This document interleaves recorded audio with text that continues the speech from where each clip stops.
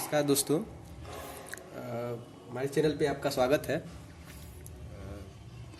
आज हम एक पॉलिटी का एक इम्पोर्टेंट चैप्टर डिस्कस करेंगे जो सभी परीक्षाओं में आता ही नहीं है। बहुत इम्पोर्टेंट चैप्टर है, 2-3 क्वेश्चन भी मिल सकते हैं। जैसे एनटीपीसी में और रेलवे ग्रुप डी में, लेखपाल में, यूपीपी में, स्टेट पीसीएस में, सभी कॉम्पिटिटिव एग्जाम में ये 2-3 क्वेश्चन इसमें से आ जाएगा। पॉलिटी का चैप्टर है फंडामेंटल राइट यानी कि मूल अधिकार।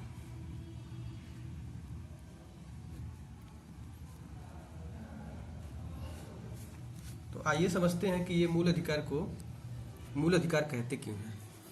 तो कोई भी देश होता है उसमें जो नागरिक होते हैं, उन नागरिक जब पहले क्या था कि पहले देश राजा के अधीन हुआ करते थे। तो राजा के अधीन हुआ करते थे तो इस राजा को चुनने का अधिकार नहीं था नागरिकों के पास। तो इस राजा का नागरिकों के प्रति जवाबदेह भी नहीं बनता था। तो जब से डेमोक्रेसी आई, लोकतंत्र आया,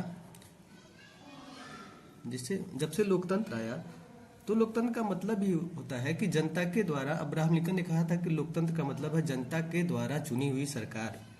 तो जब लोकतंत्र आया उसमें प्राइम मिनिस्टर और प्रेसिडेंट का चुनाव होने लगा।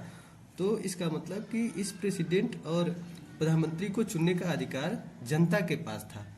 तो जनता के पास था तो जनता के प्रति जवाबदेह बनने लगी। लोकतंत्र का मतलब ही होता है कि जनता के प्रति जवाबदेह।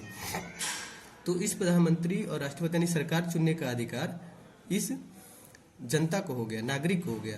तो जब देश का संविधान लिखा गया, भारत का संविधान, तो इसी जनता को कुछ अधिकार दिए गए कि इस चीज़ पे हर व्यक्ति को मिलना ही चाहिए। और ये जो अधिकार थे, मूल अधिकार, इसको कंपलसरी था। राज्य को आदेश दिया गया कि ये अधिकार नागरिकों को मिलने चाहिए। तो मूल अधिकार नागरिकों को पक्का अधिकार देते हैं कि किसी भी देश में रहने वाले नागरिक को मूल अधिकार दिया जाना चाहिए। और संविधान में दिया गया है भाग 3 में आर्टिकल 12 से लेके 35 तक अलग अलग आर्टिकल हैं, अलग अलग अनुच्छेद हैं।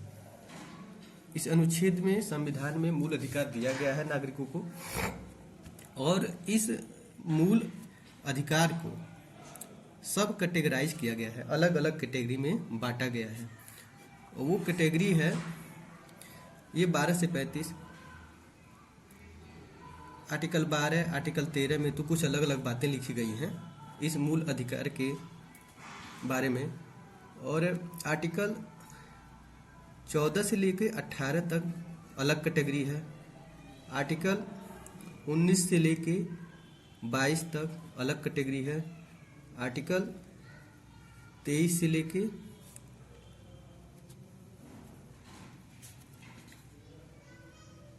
आर्टिकल 24 तक अलग कैटेगरी है।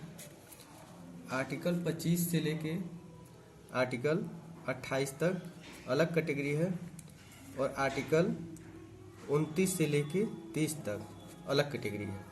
तो आर्टिकल 14 से 18 को लेके बोलते हैं कि ये समानता का अधिकार देता है। आर्टिकल 19 से 22 तक व्यक्ति के स्वतंत्रता का अधिकार देता है।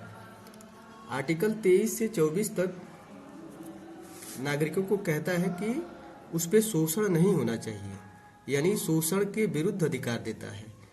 राज्य को निर्देश देता है कि नागरिकों पर शोषण ना हो, कुछ काम जबरदस्ती ना हो। आर्टिकल 25 से लेकर 28 तक व्यक्ति को धर्म के आचरण की स्वतंत्रता देता है, अपना धर्म फॉलो करने की स्वतंत्रता देता है। और आर्टिकल 29 से